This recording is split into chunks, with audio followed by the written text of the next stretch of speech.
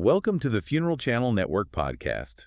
Today, we're doing something a little different, something that, honestly, I think is going to change the way you look at your Spotify Wrapped this year. That's a bold claim right out of the gate. I think it's true. We are diving into a topic that feels, heavy on the surface, but once you peel it back, it's actually about vibrant, messy, beautiful storytelling. We are talking about the soundtrack of remembrance. It is a fascinating topic. And you're right, it sounds somber planning music for a funeral or a celebration of life, but the source material we are looking at today frames it completely differently. How so? Well, it argues that it's not about mourning a death, it's about curating the audio narrative of a life. And that's a huge shift in perspective. Exactly. And that's the hook for me. We're working off this incredible piece called The Soundtrack of Remembrance, which is essentially a guide to selecting personalized music for tributes. But it's not just a checklist, Not at all. The core premise here is that picking the songs isn't some minor administrative detail you handle after you pick the flowers. The source argues that this is identified as one of the most emotionally impactful decisions a family makes. It makes perfect sense when you pause to think about it. I mean, we tend to focus so much on the eulogy, the words, the dates, the facts of a life. Right, the biography. Exactly, but think about your own life. Do you remember the specific dates of your fondest memories, or do you remember the song that was playing in the background? Oh, totally the song. 100%. You hear a few bars of a track from high school, and you aren't just remembering it, you were there. You're right back in that moment. Yeah, you can smell the air, you can feel the steering wheel of your first car. It's visceral. Precisely. And that is why this deep dive is so critical. We are going to unpack why music matters more than words in these moments. The source makes this really compelling assertion that music marks milestones and anchors memory in ways language simply cannot. It's that ability to hold two things at once, right? The source mentions this beautiful contradiction.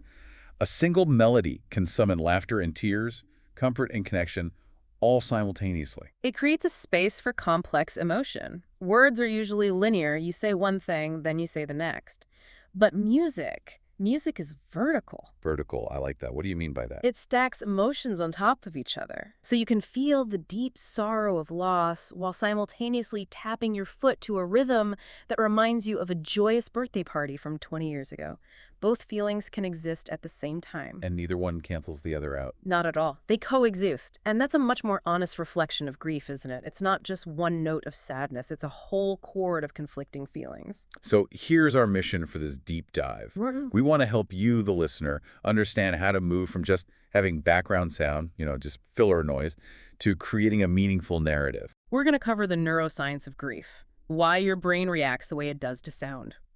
We'll talk about the shift from tradition to authenticity, which is a huge cultural shift happening right now. And then we get practical. Very practical.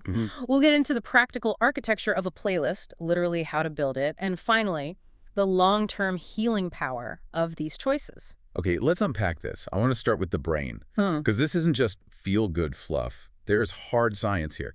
The source talks about bypassing the logical brain. What is happening there? To understand this, we have to look at the geography of the brain. When I speak to you right now, your prefrontal cortex is lighting up. Okay. That's the CEO of your brain. It handles logic, syntax, time, and rationality. It's hard work. It requires energy to process my words. Right. It's the part of me that's trying to organize what you're saying into a sentence. I understand. It's the thinking part. Exactly. Now, grief essentially creates a fog over that part of the brain. You're in shock. You're exhausted. That's a real physiological state. So processing words like a eulogy is actually a high cognitive load task. It's literally tiring to listen to a speech when you're grieving. It can be, yes. But music takes the side door. The side door. I love that metaphor. It bypasses that executive center almost entirely and wires directly into the limbic system, specifically the amygdala and the hippocampus. And for those of us who aren't neuroscientists, those are the ancient parts of the brain responsible for raw emotion and long-term memory. It's the feeling center, not the thinking center. So while my logical brain is too tired to process a speech, my emotional brain is still wide open to a melody. Precisely. And this is why the source material calls it a neurological shortcut. You don't have to decide to feel the music. It happens to you physically before you can even think about it. That makes a lot of sense. It really explains why you can sit through a 20-minute speech and feel sort of numb, but then 3 notes of a piano play and you're instantly in tears. It's the direct line. And here's where it gets really interesting. The source brings up the connection to cognitive decline. This is something that affects so many families. Oh, this is the part about memory loss, right? Mm. Alzheimer's, dementia. How does that factor into a funeral setting? Well, think about the people attending a service. You might have elderly relatives, people suffering from various forms of memory loss. The source points out that even when other faculties fade, when language skills drop away or short-term memory dissolves, music often remains accessible. It's like the last thing to go. In many cases, yes. It activates long-term memory in a way almost nothing else can. That's why you might see someone who struggles to speak clearly, yet they can sing every single word of a song from 1965. That is profound. I've Yeah. seen that happen. It's unbelievable to witness. It is. So when you play that familiar song at a service, you aren't just playing a tune, you are activating the deepest, most resilient part of the brain for everyone in that room. You're including people who might otherwise feel lost or disconnected. Correct. You're creating a bridge where words fail. And that leads us to the functional role of music in the room. We often think of music as filler something to cover the noise of people shuffling into pews. Just background noise to avoid awkward silence. But the source argues it does something much more active. It regulates emotional intensity. Regulating intensity, that's a great way to put it. Because funerals are awkward, let's be real. There are silences, people don't know where to look, everyone is trying to hold it together. And music fills those voids. It provides comfort during those awkward silences. But more importantly, the source says it creates a shared emotional experience. What does that mean in practice? Well, if you have a room full of 100 people, everyone is thinking different things. One person is worried about parking, another is heartbroken, another is hungry, another is thinking about work tomorrow. Right, everyone's in their own little world of grief or distraction. But when a piece of music plays, for those 3 minutes, everyone's brainwaves are essentially synchronizing to the same rhythm and melody. It pulls everyone into the same emotional space. Wow, it's like a unifying force. It is, and this brings us to the zero interpretation factor the source mentions. Yes, I loved this part. Explain that. A eulogy requires you to interpret the speaker's perspective. You have to process their words, understand their stories, agree or disagree with their portrayal. It's an active mental process. Okay, that makes sense. Music simply allows you to feel. You don't have to agree with the music, you just experience it. It asks nothing of your logical brain. That is why the source notes that guests often remember the music more vividly than the speeches. Yes, it's a perfect summary. The speeches engage the mind. The music engages the nervous system. That's a mic drop moment right there. The speeches engage the mind, the music engages the nervous system. That explains why I can't remember what was said at my grandfather's funeral 30 years ago, but I can hear the bagpipes like they're playing right now. It's biologically burned in. It's a fundamentally different kind of memory. Okay, so we've established the why. We know why it works on a deep scientific level. Now let's talk about what we play. Because this is where people get stuck. This is the hard part. The source talks about the trap of the generic. This is a very common pitfall. And it's completely understandable. Families are exhausted, they are grieving, and decision fatigue is a real thing. You just can't make one more choice. Exactly. So they default to what is safe. They Google funeral songs and pick from the top 10. They pick widely recognized conventional songs. You know the ones. Wind Beneath My Wings. Amazing Grace.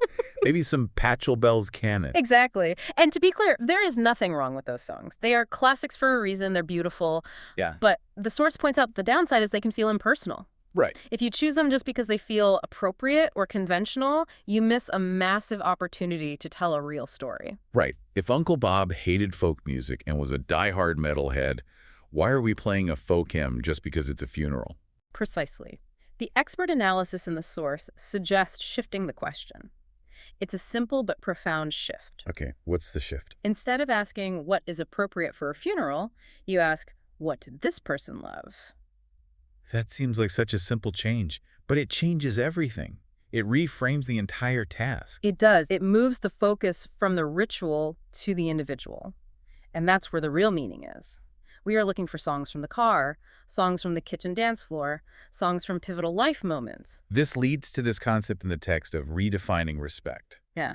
I love this because I think people are terrified of being disrespectful. That's the #1 fear. Right. Absolutely. The fear of doing it wrong. People think, I can't play AC/DC at a funeral. That's disrespectful. But the source argues that we need to redefine respect as authenticity. Think about it. Is it respectful to present a false version of the person? That's a good question. If someone was vibrant, loud, and loved classic rock, is it respectful to send them off with a somber, quiet chamber piece they would have absolutely hated in life? That's such a good point. When you put it that way, it's almost like you're lying about who they were to make the guests more comfortable. In a way, yes. A joyful, upbeat, or unconventional song can be just as reverent as a hymn if it is true to the person. The source is giving us permission to look at the full spectrum of choice. Okay, I hear you on authenticity, and in theory, that sounds great. But let's be real for a second. We're talking about a funeral. There are expectations. There's grandma in the front row. There's the religious officiant. Sure. If I start playing 80s hair metal, because that was Bob, aren't I risking turning the service into a joke?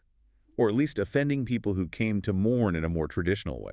That is the number one fear the source identifies, the fear of performance over reverence. But let's flip that. The source argues that reverence isn't about being somber. It's about being true. So you're saying a false solemnity is actually less respectful. It's a performance of its own. In a way, yes. It's almost a form of erasure. If you present a sanitized, generic version of the person, you aren't mourning them. You're mourning a caricature of a person who has died. Wow. The source suggests that redefining respect means trusting your guests to handle the truth of who the person was. And, maybe that joyful, wild song is exactly what people need to hear to remember the person's true spirit. So if they loved heavy metal, we're playing heavy metal. Well, context matters, which we will get to in the architecture section, but Sure. essentially, if that is the soundtrack of their soul, then that is the most respectful choice you can make. It's the choice that says, we see you, we remember you as you were. Okay, so we're on board with authenticity. We're brave enough to go there. But how do we actually find these songs? It's not like we all have a funeral playlist ready to go. Well, maybe some of us do, but most don't. Right, it's not a common thing to have prepared.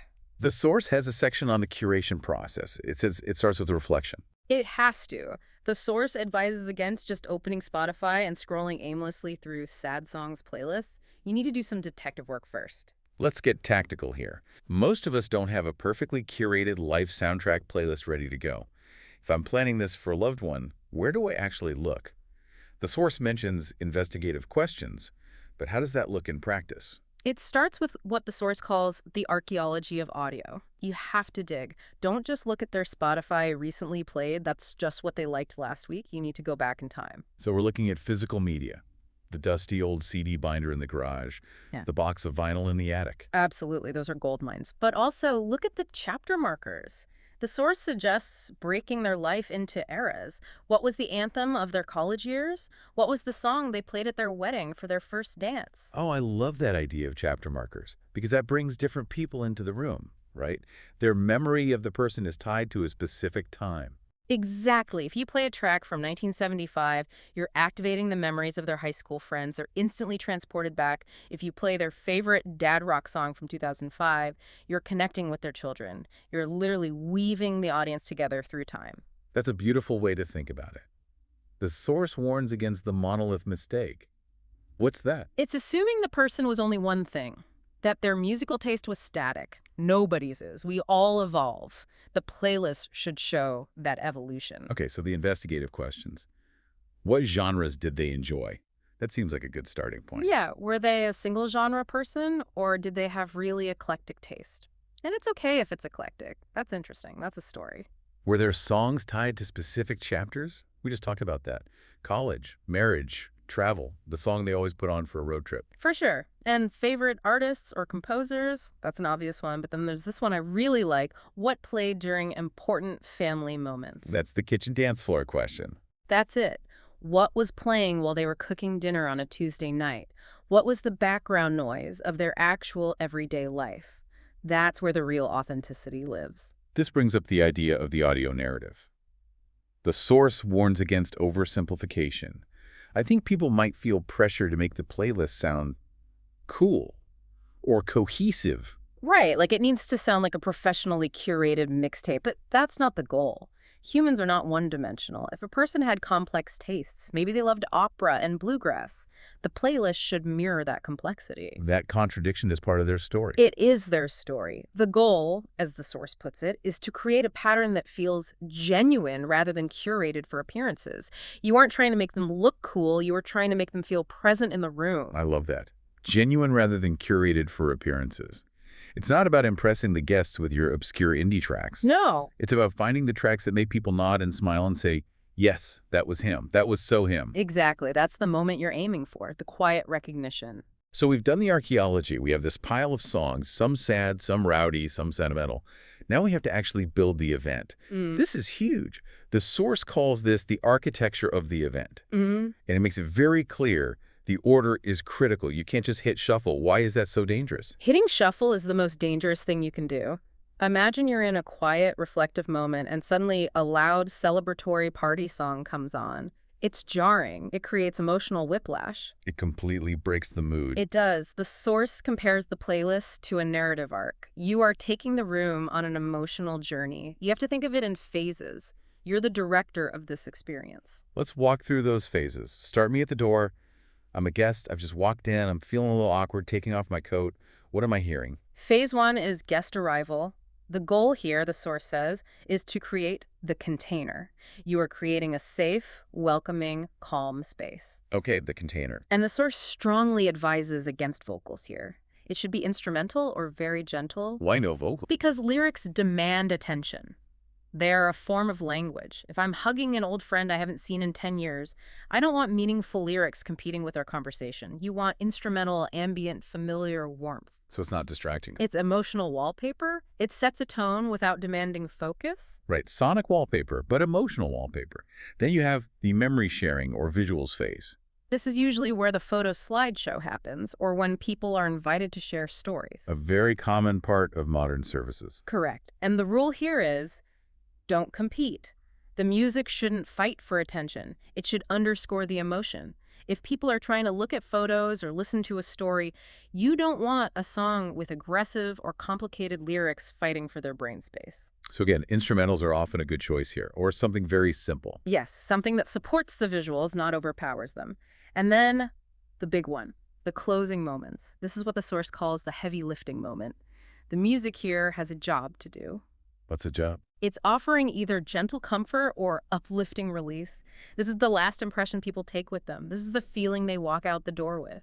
Uplifting release. That's interesting. That's the moment where you might play the My Way or the Spirit in the Sky, the big cathartic anthem. Exactly. It sends people out with a sense of resolution or hope or just a powerful memory of the person's spirit. It's the final statement. Now, there is a fear here, and the source addresses it directly, the overwhelm factor. People worry, if I play their song, the one from their wedding, everyone is going to lose it. It'll be too much.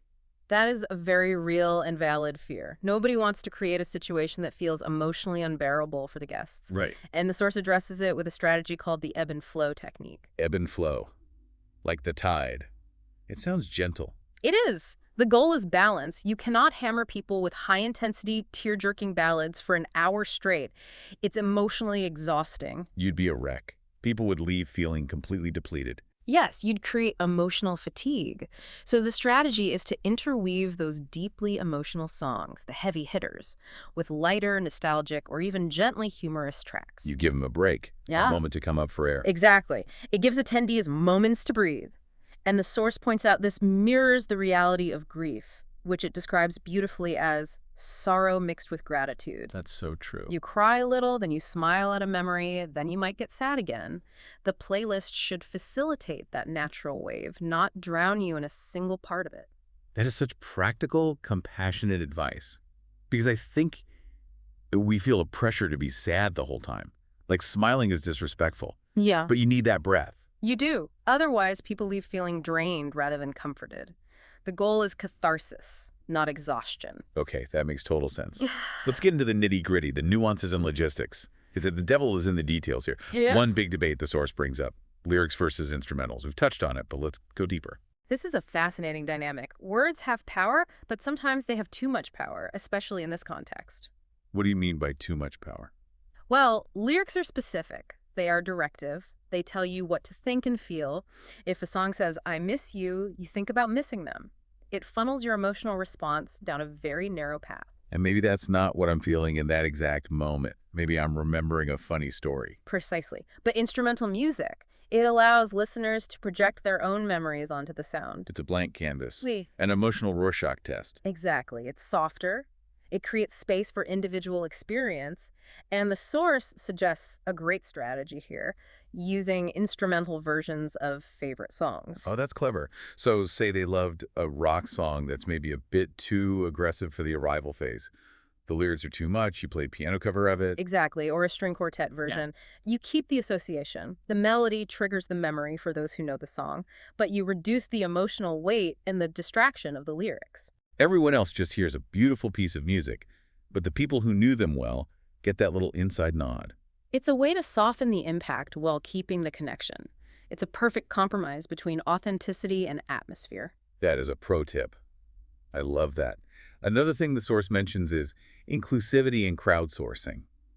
This feels important. It's vital, because this goes back to the idea that we are complex. You knew your dad as dad. His experience of you was primary, but his college buddies knew him as the guy who partied. His coworkers knew him as the boss. Each person holds a different piece of their story. A different piece of their soundtrack. So you ask them. You invite friends, children, partners to suggest songs. This creates what the source calls a collective memory. It paints a fuller picture. It's not just your memory of them, it's the community's memory. And it bridges generations. This is crucial. If you only play music from the 1950s because that's when they were young, the grandkids might feel disconnected. They have no entry point. Right, it doesn't resonate with their experience of their grandparent. But if you include recent tracks the person liked, or tracks that represent the younger generation's relationship with them, you show that the person's life touched many worlds. It's not just a history lesson, it's a living web of connection. Precisely. It makes everyone in the room feel seen because their relationship with the person is being acknowledged in the music. Now, we have to talk about the elephant in the room, the explicit content dilemma. We sort of joked about AC/DC earlier, but this is a real issue. Here is a scenario I think everyone fears.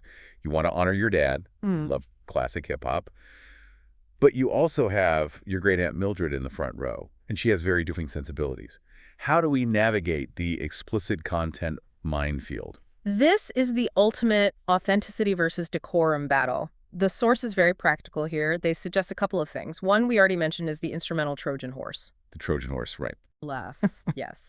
Let's say the song is, let's call it energetic with its language. If you play the string quartet version or a piano cover, you capture the melody and the spirit of the song, which the people who know will recognize and smile at. So the insiders get the joke, and Aunt Mildred just hears a nice piano piece. Exactly. You honor the memory without dropping a sonic bomb in the middle of a church. Another strategy is placement. Maybe that explicit song isn't for the main service, but it's perfect for the more casual reception afterward. Oh, good point. The context of the gathering matters. Immensely. But there is also the cultural and spiritual integration. The source talks about blending heritage with individuality. Right. It doesn't have to be either.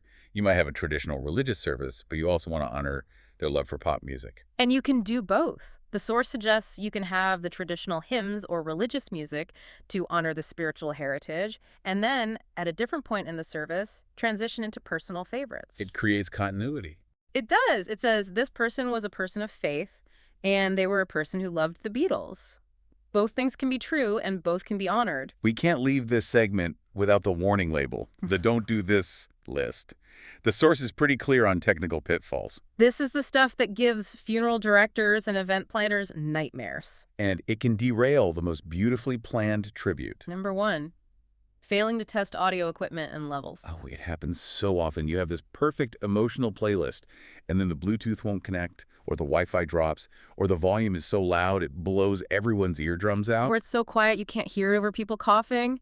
Nothing ruins a tender moment like microphone feedback screeching across the room. Or just silence. Awkward. Panic-inducing silence when a song is supposed to be playing. Do a run-through. A sound check is not optional. Another pitfall, overloading the playlist. Quality over quantity. You don't need 400 songs for a 1-hour service. You need the right 10 songs. And choosing solely based on popularity. That goes back to the generic trap.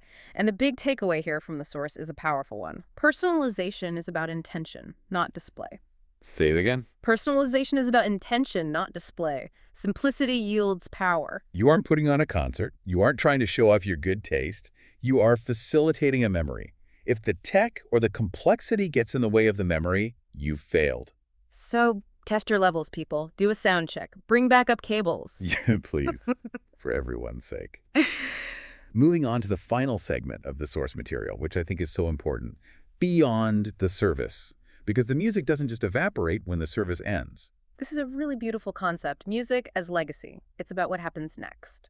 They touch on visuals, again, pairing music with slideshows. We mentioned pacing earlier. Yes, the source mentions emotional dissonance. I think we've all seen this. A slideshow where you have a slow, weeping song, but the photos are flashing by at 3 frames per second. It feels wrong. Your brain doesn't know how to process it. The tempo of the music needs to match the visual speed and the mood of the images. That's a simple but crucial detail. But the part that really struck me was the afterlife of the playlist. The digital longevity. This is something totally new. In the past, the organist played, the sound faded, and the music was gone. It lived only in memory. Now, we have Spotify, Apple Music, YouTube. It can live forever. And the source suggests using QR codes. I thought this was brilliant. Put a QR code on the program or the memorial card. Guests can scan it with their phone and take the entire playlist home with them. That is such a gift. You are giving them a tool for their own grief journey. It is. It transforms the playlist from a one-time event into an emotional anchor. The source uses that term. I like that. Emotional anchor. Families can revisit that music on anniversaries, on holidays, or just on a random Tuesday when they're missing the person. It's a way to visit them without going to a cemetery. You can conjure their spirit just by hitting play. Exactly. And the source references resources like the funeral program site, which talks about how these digital elements work with physical ones. It's about creating a holistic tribute that lives on. And there is actual healing power here. The source is clear on this. It's not just it feels nice, but there's physiological healing. Talk about that. Well, research shows music reduces stress hormones like cortisol and regulates breathing. When you are grieving, your body is in a state of high stress, a constant fight or flight mode.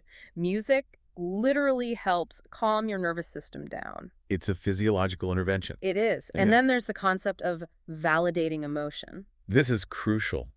In our society, we often feel like we need to get over grief or explain it or manage it for other people. Right. Don't cry. Be strong. Music allows grief to exist without needing an explanation or resolution.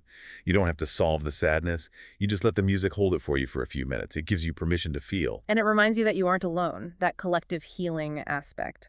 When everyone in a room is listening to the same song, crying the same tears, or smiling at the same memory, there is a profound sense of unity. It breaks the isolation of grief.